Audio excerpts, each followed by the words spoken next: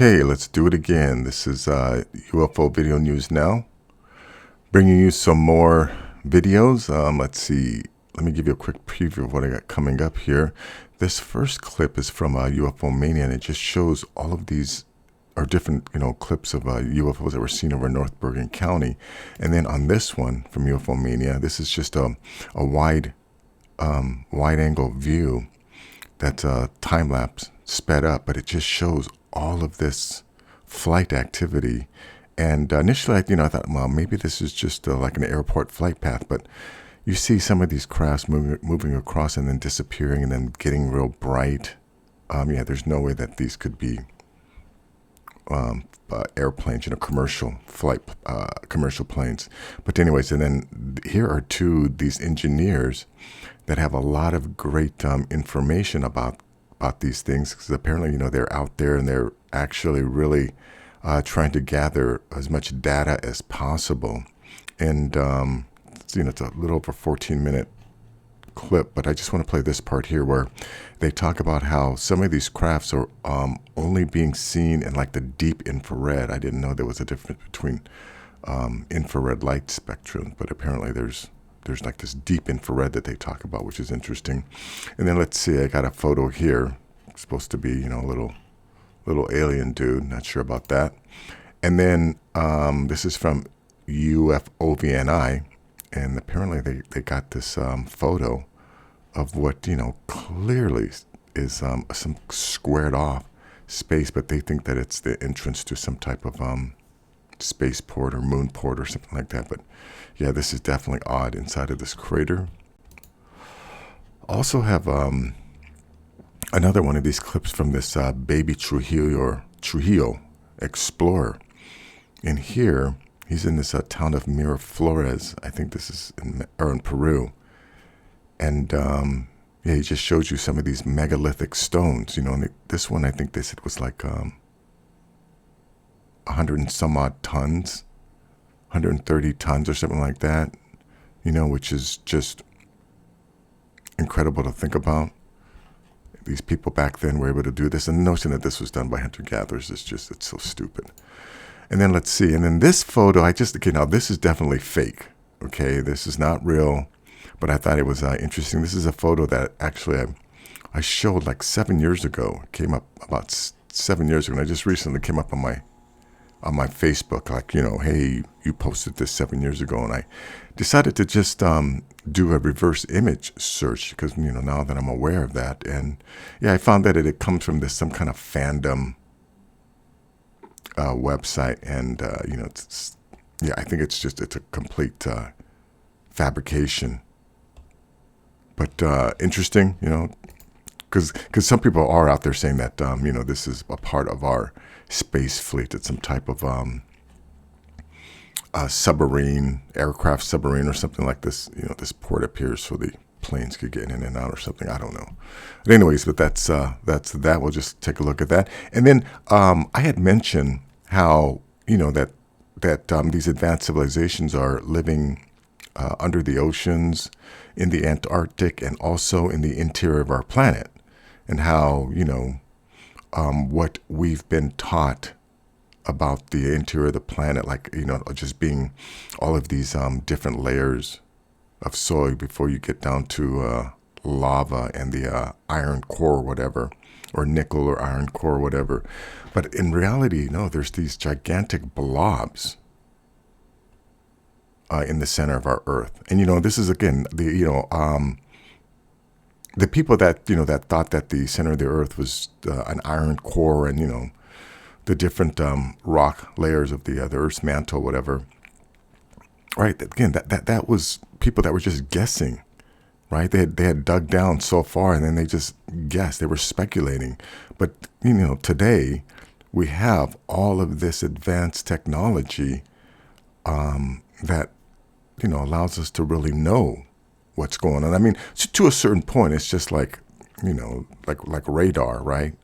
I mean, you have to change the frequencies in order to see different things. But, we are learning more because we have better technology. And, according to the latest information, let's see, this came out in 2019, right? That, yeah, there are these gigantic areas in the center of our Earth that are massive. There's 2,000 kilometers beneath our feet. But anyways, I'll just, again, at the end, I'll read this at the end. That's why I leave stuff like this at the end, because if you don't want to hear about it, you can just hit the stop button and move on with your life. You know what I mean? No one is forcing you to watch these things. But if you do, if you're one of the people that appreciates the time and effort that I put into bringing this information to you, please give this video a thumbs up. Please share this video and please subscribe. And, this would really help me out. Like, one of the reasons why it's hard for me to get subs is, people aren't sharing, people aren't liking this enough. And, of course, YouTube is definitely suppressing this type of information because, they don't, they want disclosure to happen on their timeline. You know what I mean? Not, when people, morons like me figure it out and start blabbing it to people. But yeah, the stuff that I'm talking about on this channel, like the second species, multiple advanced civilizations sharing the planet with us, the stuff about population control, right? They don't want that stuff out there, so they try real hard to suppress me. But anyways, check this out. That's a plane? Why it ain't moving? Then what's his little homie back here? That's a plane? Why it ain't moving? Look at that, it got 4 lights on it.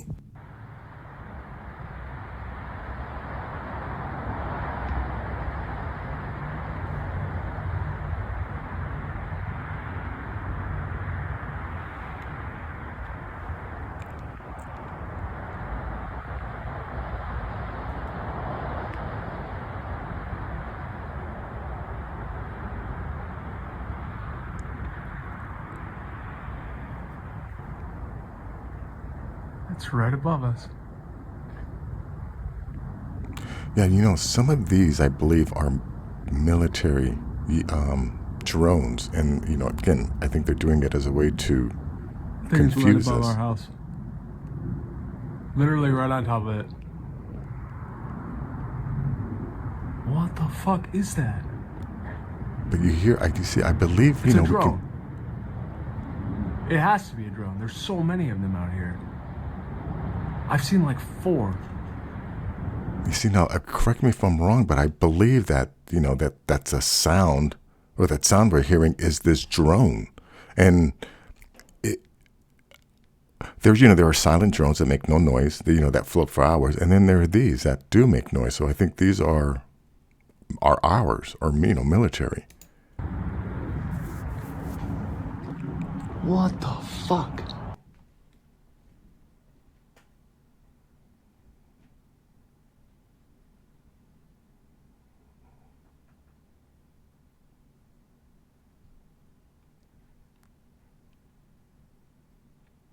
And here you can see that they're coming, out of the ocean. And these two engineers that talk about that, they do mention, that they've tracked some of these things coming from the oceans.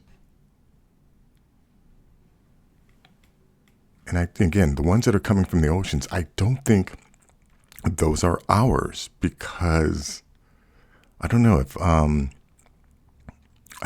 assuming these things are run on some type of electricity. I don't know if they're being run by fuel or electric power. I mean, ours, the ones that are ours.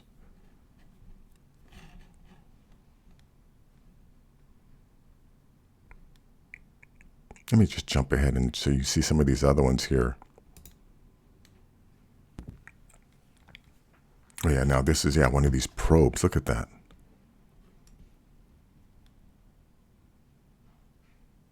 And what I find interesting is, people have had cell phones, right, for a long time. And, with good cameras. But these probes, to me, I realize that people were, detecting these things years ago because, we see them in, some of these old footage. But I think there's been an increase in those types of craft also. Mira. Son estrellas flotando, como saltando en las nubes. Mira. ¿Lo ven de cerca? Sí. Mira, a ver. Ay, fíjate, ¿qué era eso?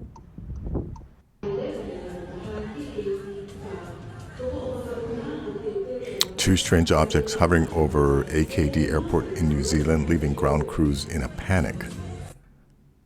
UFO sighting from a passenger plane over Bangkok, Thailand. You see, now that one looks kind of squared, so I wonder if that's one of those cubes with a sphere inside.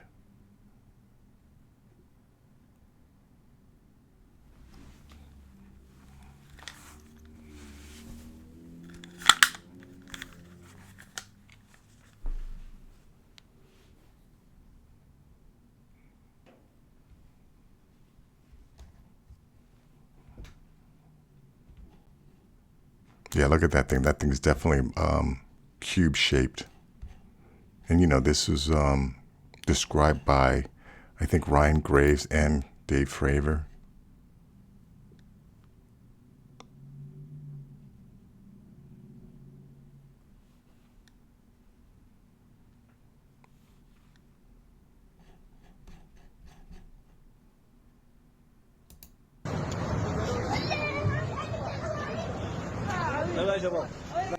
UFO in the sky. It's not a star. It's not a drone. Yeah, this here is in Morocco. So, yeah, so this is definitely, you know, again, not just an American or UK thing. This is worldwide. UFO filmed over Martigues. Is that how you say that? France, 3 different angles.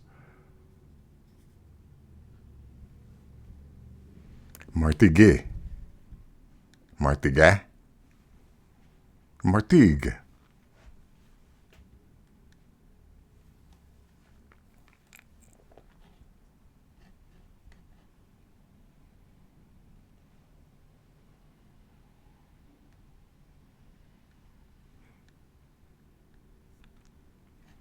See, I think this is a helicopter.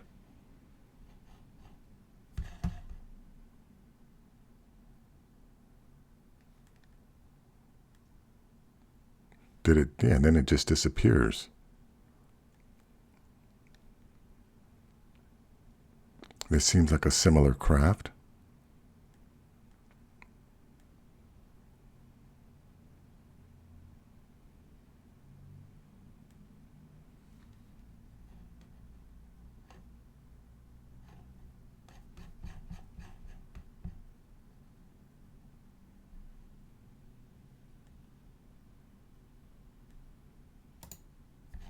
Watch that thing. Let me just jump ahead. I think it's going to like fly away. Yeah, look at it. It's taking off. It's angling away and just zooming away.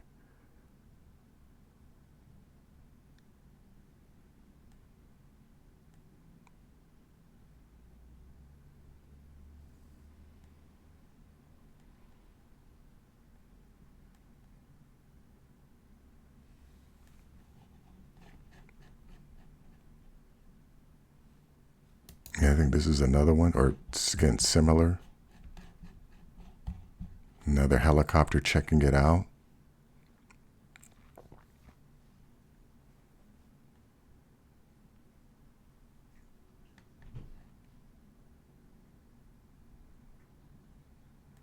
And look at it, doing that, the same movement. It's angling.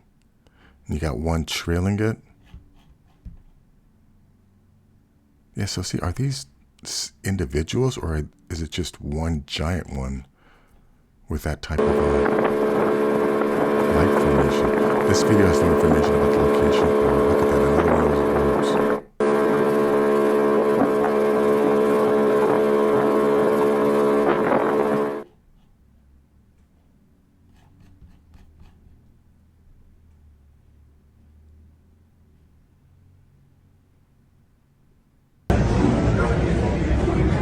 St. Petersburg, Russia, another orb.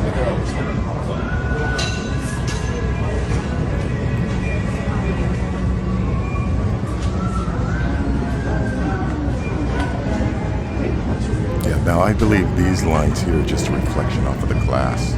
He's obviously shooting through glass.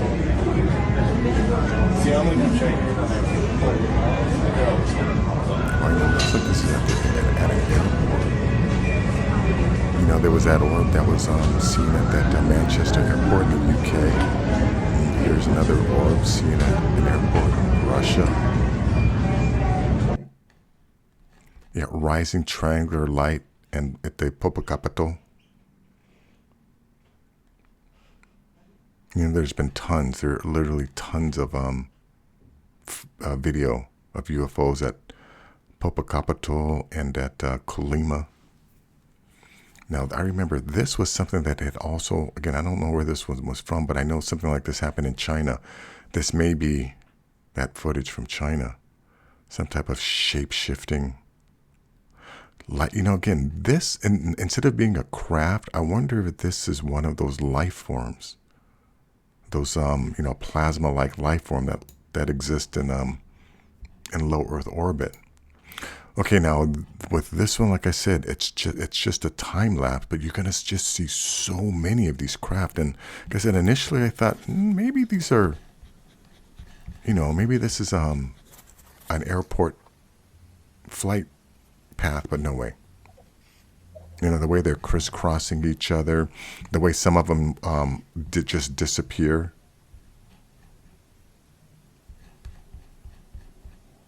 Right, but look at the numbers of these. Yeah, remember now, this is going 64 times. This is a time lapse. It's sped up. Right, you see how some of these are disappearing? And again, I mean, are they disappearing because they're just, you know, moving so far out? But there's no way this is commercial traffic. Right, first of all, we're not seeing any of the landing lights. Right, and like I said, some of these seem to just materialize, and then others, you know, seem to be coming over the horizon or from outside the screen. But like here, like you can see this one here just disappears. This one here, it disappears. Right, if this were a plane, you know what I mean, and it was moving across this field, we would see it. We would see it fly all the way across.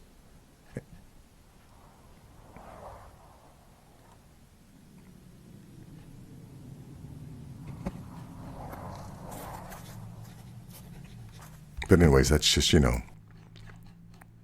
that's all you see for the rest of this thing. So there's something going on out there. Now, here are these two guys who, you know, who just basically inform you of what they've found so far. How they think that, you know, they're not all the same. They're different sizes. Some of them are like the size of basketballs, or others are the size of a car. But here he just talks about how some of them are being detected in the near infrared. But we've actually measured them, you know, in the IR, in the deeper IR, in the short wave, which is beyond any kind of near infrared camera system that is being used to look at them. I mean, it's the camera system that we have for the SWIRE, or the SWIR they call them. It's you know, it's shortwave infrared, and those cameras are relatively expensive. I mean, you know, a camera that we use is in upward of about $14,000. Based on the different types of objects that you're seeing, I know like humans have very different types of vehicles, so it's hard to guess just based on that. But would you say they're all coming from the same thing, or could there be multiple explanations for these type of visitations? Well, that's a good point. It's as we as humans, we make all kinds of car shapes and all for our own likes, our own configurations. You know, so I mean, I guess we could also suggest that if this is another race, an intelligent race constructing these things. Mm-hmm. Or it could be for functionality. It could be for pure functionality. Yeah, remember there's Billy Carson has said that that in the Bermuda Triangle, you know, that's the reason why all the strange things goes on down there, is because there's a gigantic mobile moving platform that actually constructs UFOs, you know, spacecraft. And then like these guys said, they're constructed for specific purposes. and then I guess once they do that, they if they return, they may repurpose them somehow, or I don't know, because like Stephen Greer talks about how some of these crafts are built from the right out of the fabric of space, that they know how to basically program certain elements to just come together and create or form these vehicles like from the fabric of space. They're so technologically advanced, so a lot of their crafts have no seams, and even like I think was what's her name, what can I think of her name right now? But anyways, someone was talking about how the clothes that some of the little gray beings were wearing also didn't have seams. It was as if their outfits were formed around them somehow. But anyways, this is interesting to check these guys out. Apparently, if you go to their channel, they do talk about a lot about these UFOs. Oh, I also wanted to mention that how these guys are talking about how some of these crafts can only be seen in the infrared. And, I think people who have been following, the UFO subject for a while are, also know that some of these crafts hide themselves in the infrared, which I think would indicate that they are aware of our limitations as a species, right? I mean, if they are actively or purposely activating, some type of cloaking mechanism specifically so that we cannot see them, then that means that they must have a very specific, reason why they don't want us to see them, or in the past they didn't want us to see them. Obviously, for whatever reason, they want us to see them now because they aren't cloaking themselves. They are revealing themselves. So anyways, this is just a photo. This is as large as I can go. But no, let me see if I can go. Yeah, here we go. Well, I didn't think I could get it that big, but look at that. So now, does this look real to you? Does this look like something that's in this environment? I'm looking at the edges, and I'm not seeing any type of hard edges, as if this guy was pasted into this background. And here, even if you look at this closer, right, it does look like this guy is there in the environment. Now, that's not to say that this could be a doll, right? Someone could have placed a doll in the environment and then taken a photo of it.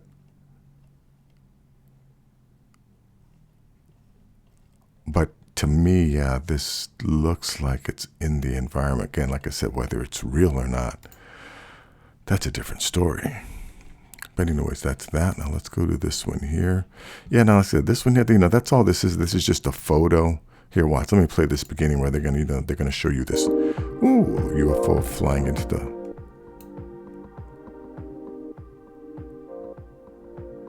But there's no doubt, right, that this squared off hard edge, I don't think it's natural. And you can see sort of like that. Again, I think they're trying to say that this little bump is a craft, but I don't think so. Reconnaissance orbitée de la NASA ont découvert que de vastes cavernes ressemblant aux tubes de lave de la Terre se cachent sous la surface de la Lune. Des études radar menées, il y a 10 ans, ont révélé l'existence de vastes formations sous.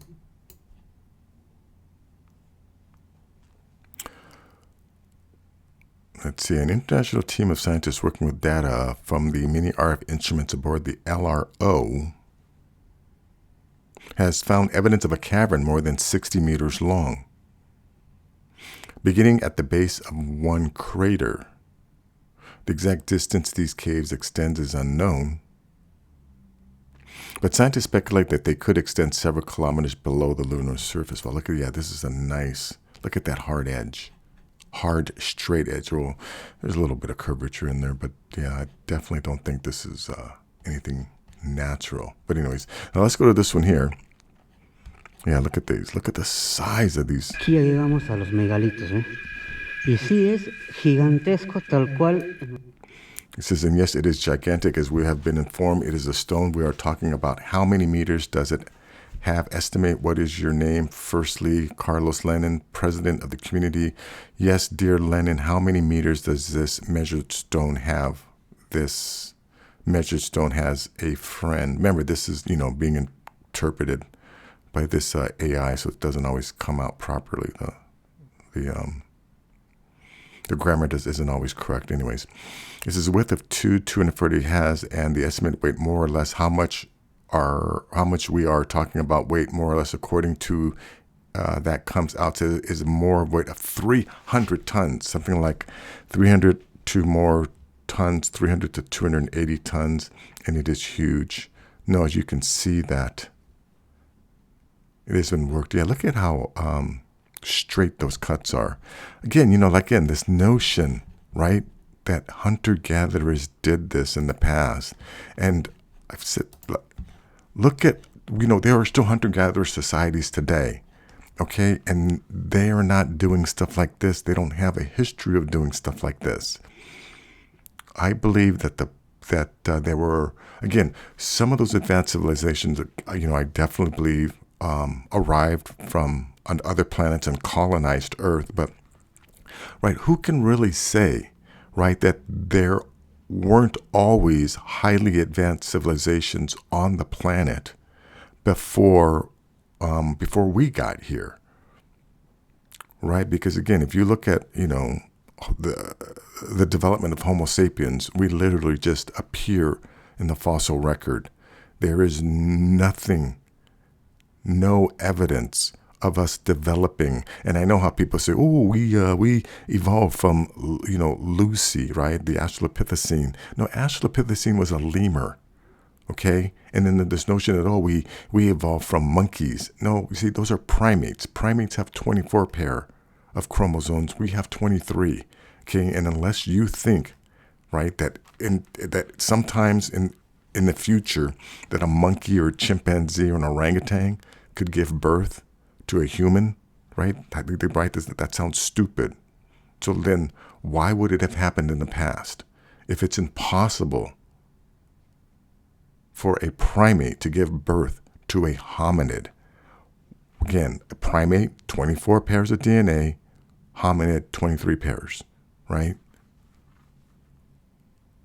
Yeah, if it can't happen today, it did not happen in the past, right? Humans did not evolve from monkeys. That's stupid. And yeah, and then another thing, right? If Homo sapiens evolved from another Homo species, okay, how come we haven't learned it? Ask yourself, all right? Ask yourself, did you ever learn in biology class, right, the scientific name of the species that Homo sapiens evolved from? Okay, if you can't answer that question, or if you can't answer it correctly, I know some people will say, oh, it's Homo erectus, oh, it's Homo habilis, we evolved from Neanderthals. No, we didn't, okay? We are, Homo sapiens are a mutually exclusive species from all those others. And again, we've been taught all of those other hominid species that we find in the fossil record, they went extinct. Okay, extinct means they died off. Okay, if something goes extinct, it didn't evolve or it didn't turn into another species. It went extinct, died off, disappeared. Okay, evolution is a continuation. And if I draw two lines between two separate species, or two distinct different species, it doesn't mean that those species are connected. It just means I drew a line between two different species. So anyways, yeah, the idea that, that stuff like this was done by primitive hunter-gatherers is just, that's moronic. It's stupid. It's retarded, whatever you want to say. Okay, these gigantic stones that we find all over the planet were cut and moved and shaped by highly advanced civilizations that most likely had some type of anti-gravity craft, and also the ability to slice and cut these stones as if they were butter or clay. And they had the technology. And I think these whoever built this stuff, I don't think they disappeared. I think there's some of the people that we see flying around in these crafts. They probably, they're the ones who now live under the oceans and in these gigantic caverns. But anyways, let's go to this. This one here. Like I said, this is definitely, or not definitely, but I believe this is not real. Just based on the fact that it's on this. That I found it on this fandom, and actually you can find this on several different fandom websites, and other people have claimed that this is a submarine that the Japanese are making, or I've seen other websites claim that this is something that's being created by the Russians, but there's all kinds of different stories attached to this image, which is why I don't think it's real. I mean, attaching all these stories could be the cover, but I don't think so. I don't think so. I think this is some kind of creation for some type of, I don't know if it's an online game or some type of gaming system. Anyways, it was interesting. Okay, so let's go to this one here. Yeah, so this is about these giant blobs. Researchers peering into Earth's interior found 2 continent-sized structures that upend our picture of the mantle. What could their existence mean for us back on Earth's surface? What could it mean? It means that a bunch of fucking scientists and academics need to reevaluate their belief systems. That's what it means. But unfortunately, because some of these guys are such stubborn dickheads that they're not going to do it. They're going to try and say, well, this isn't real. Some 2,000 kilometers beneath our feet, there are enormous masses of hot mantle material that have baffled scientists for the last 4 decades. The blobs, as some scientists have taken to calling them, are the lengths of continents and stretch 100 times higher than Mount Everest. They sit at the bottom of the Earth's rocky mantle above the molten outer core, a place so deep that Earth's elements are squeezed beyond recognition. The blobs are made of rock, just like the rest of the mantle, but they may be hotter and heavier and hold a key to unlocking the story of Earth's past. Scientists first spotted the blobs in the late 1970s. Researchers had just invented a new way to peer inside Earth seismic topography. When an earthquake shakes the planet, it lets out waves of energy in all directions. Scientists track those waves when they reach the surface and calculate where they came from. By looking at the travel times of waves from many earthquakes taken from thousands of instruments around the globe, a scientist can reverse engineer a picture of Earth's interior. The process is similar to a doctor using an ultrasound device to image a fetus in the womb. Ultimately, a lot of people believe plate tectonics are one of the reasons why we have life on Earth, said geophysicist Harriet Lau at Harvard University. Scientists believe these blobs play a role in many of the processes of the deep Earth, including plate tectonics and volcanism. Once researchers began to form a picture of inner Earth, they started to see things they never imagined. It was very clear in those models from the get-go that at the bottom of Earth's mantle, nearly halfway to the center, there were these huge zones where the waves traveled more slowly, said Ed Gurnarno, professor of Earth and Space Exploration at Arizona State University. The slow wave velocity zones are concentrated in 2 locations. One lies under the Pacific Ocean and the other sits under Africa and parts of the Atlantic Ocean. They appear like massive mountains on the core mantle boundary, says seismologist San Kotar from the University of Cambridge. Other researchers describe them as conical pits of gravel sitting all on top of each other, or like giant sand piles. The blobs are so large that if they sat on Earth's surface, the International Space Station would need to navigate around them. They're basically unmissable, says seismologist Karen Sigelak at the University of Oxford. They just show up on everybody's picture. There is little doubt that the blobs exist, yet scientists have no idea what they are. A recent paper said the blobs remain enigmatic. Scientists can't even decide on what to call them. They go by many names, most commonly LLSVP, which stands for Large Low Shear Velocity Provinces. Part of the reason for this mystery is what Earth scientists have always struggled with. They will never be able to visit the inside of Earth. We know less about what's deep below our feet than the surface of the sun or the moon or Mars, said University College London researcher Paula Kohlmeier. Scientists are constantly trying to come up with new ways to peek inside Earth indirectly. Fortunately, technological advancements in sensing minuscule wobbles within Earth, as well as efforts to outfit more locations with instruments, have been propelling the field forward. Several recent studies and cutting-edge techniques are bringing new insights to the table. Much of the blob's mystery hinges on pinpointing what they are made of. Most seismic readings cannot determine the density of the material because changes in wave velocity depend on multiple factors such as rock composition. Not knowing the density leaves many doors open, says mineral physicist Dan Shim from Arizona State University. Yeah, so I'm wondering if they're trying to figure out whether they're actually dense or spaces. But it seems to be, according to this, that they're like gravel. Shims has seen the debate about the blob's material ranging since he was a graduate student in the 1990s. So they've known about this since the 1990s?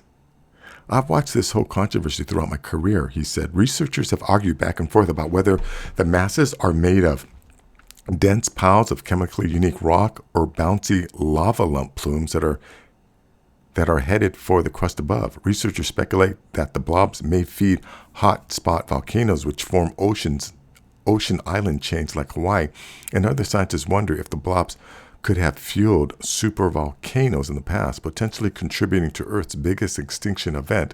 But Shim said that until the density of the blobs is understood, we cannot go to the next level of questions. Two recent studies which found a way to measure density without traditional seismic methods suggest a more complex view than before. Wow, this is a pretty long. I don't know if we're going to. I don't want to read this whole thing, but yeah. So they don't really know what's inside of these.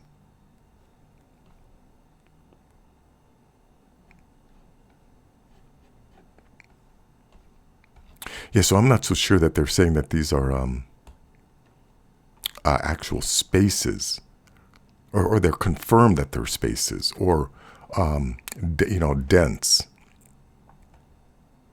But yeah, but there's definitely or what we believe to be, or what we've always been taught to believe, or to conceive of, how the Earth's interior has been structured is obviously wrong.